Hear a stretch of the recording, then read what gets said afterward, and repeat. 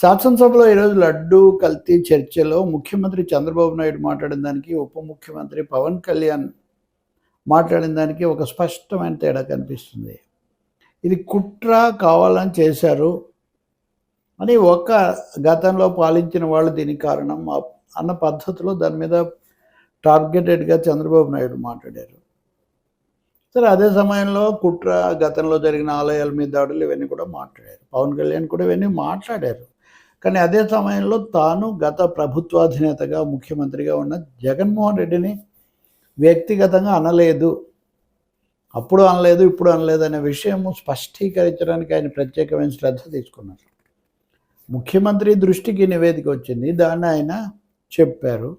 చెప్పిన వెంటనే నేను చాలా బాధపడ్డాను.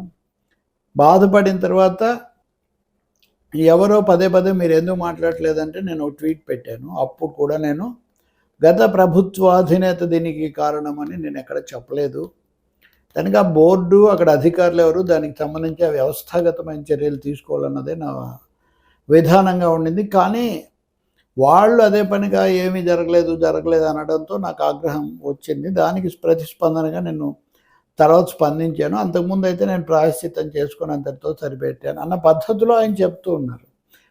అంటే ఒకటి, వాళ్ళు చెప్పకపోవడము దీనికి సమర్థించడం వల్లనే నేను అలా చేయాల్సి వచ్చింది తప్ప, నా ఉద్దేశంలో నేను జగన్మోహన్ రెడ్డిని లేకపోతే వాళ్ళని ఏమీ అనలేదు. అధికారుల మీద, టీటీడీ మీద చర్య తీసుకోవాలి అనేది నా ఉద్దేశం. ఇప్పుడైనా అదే జరగాలని ఆయన చెప్తున్నారు. ఆయన తీసుకోవచ్చు కూడా.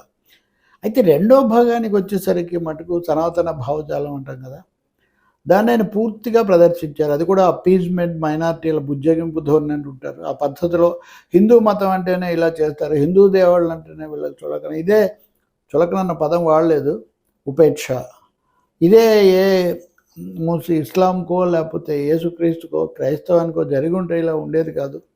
అప్పుడు అంతా దేశం అంతా భగ్గుం అనేది ఈ పద్ధతిలో ఆరోపణలు. అసలు ఒక మత స్థలం మీద, ఒక దేవుడి మీద జరిగినప్పుడు దాని గురించి మాట్లాడాలి, కానీ వేరే మతాలతో, ఆ దేవుళ్ళతో పోటీ పెట్టి మాట్లాడటం ఎందుకు? అప్పుడు కూడా ఆయన ప్రాయశ్చిత్తం పేరుతో దుర్గ గుడి మెట్లు కడిగినప్పుడు ఇదే మాట్లాడారు. ఇంకో దేవుడికి జరిగితే ఏం చేయరు, గొడవ చేస్తారు. అప్పుడైతే ఓట్ల కోసం ఇదంతా చేస్తుంటారు. అంటే ఖచ్చితంగా బీజేపీ ఏ ఆరోపణలు చేస్తుందో, మతతత్వం, ఒక మతతత్వం ఇంకో మతతత్వం అన్నట్టుగా అదే ఆయన ఇక్కడ చెప్తూ ఉన్నారు. మళ్ళీ అంటే వ్యక్తిగతంగా గత ప్రభుత్వ అధినేతను అనలేదు అని సౌజన్యం చూపిస్తూనే, అంతకంటే తీవ్రంగా మతపరంగా హిందువులంటే చులకన, హిందువుల పట్ల, హిందూ దేవుళ్ళ పట్ల ఇలా వ్యవహరిస్తుంటారు. కాబట్టి హిందువులంతా ఒక తాటి మీద నిలబడి ఇలాంటి వాటిని ఎదుర్కోవాలి, ఈ పద్ధతి అనే అది పూర్తిగా ఒక మత రాజకీయ శక్తులు అనుసరించే పద్ధతి తప్ప, లౌకికంగా లౌకిక తత్వం ప్రజలందరూ కలిసి ఉండాలని భావించే వాళ్ళు చెప్పే మాట కాదు ఇది. ఈరోజు సుప్రీంకోర్టు కేరళ స్టోరీ అనే సినిమాకి సంబంధించి 2 మీద తీర్పు ఇచ్చింది. కేరళ ప్రజలందరూ మత సామరస్యంతో ఉన్నప్పుడు మీరెందుకు ప్రత్యేకించి ఇలాంటివి రెచ్చగొడుతున్నారు అనే ప్రశ్న వేసింది సుప్రీంకోర్టు.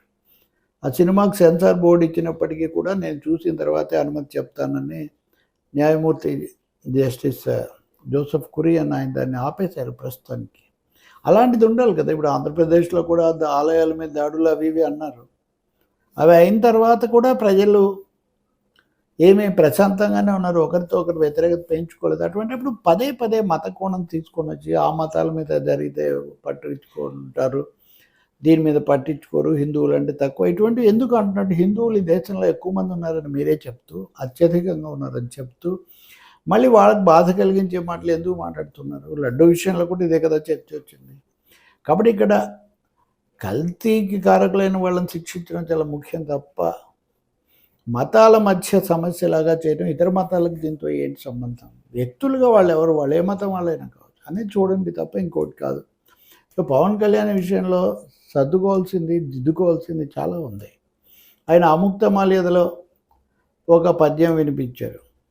ఆదాయ దృష్టి ప్రజల నుంచి పన్నుల ద్వారానో ఇంకో విధంగానో సొమ్ము రాబట్టి ప్రభుత్వానికి ఇవ్వాలనుకునే వాళ్ళని అక్కడ నిలబెట్టకూడదు అని. ఇక్కడ ప్రభుత్వానికి రావట్లేదు, ఇది పక్కదో పడుతూ ఉంది, అవినీతి ఇది.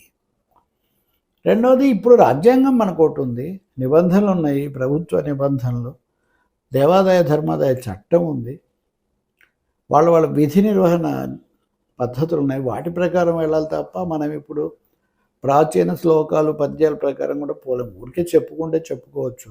అంటే ఏదో ఒక విధంగా ఆయన తన సనాతన ఫిలాసఫీ, తాత్వికత ఏదైతే ఉందో దాన్ని దగ్గరికి తీసుకోవాలని చూస్తున్నారనమాట. రాజకీయంగా టీడీపీ కంటే భిన్నంగా తను వాస్తవికంగా ఉన్నానని చెప్తూనే ఇంకోవైపున మతపరంగా, రాజకీయ పరంగా తను బీజేపీకి ఎక్కువ దగ్గరగా ఉన్నానని, ఎందుకంటే అపీజ్మెంట్ పాలిటిక్స్ అనే డైలాగ్ వాళ్ళదే కదా, అదే ఈయన కూడా వినిపిస్తున్నారు.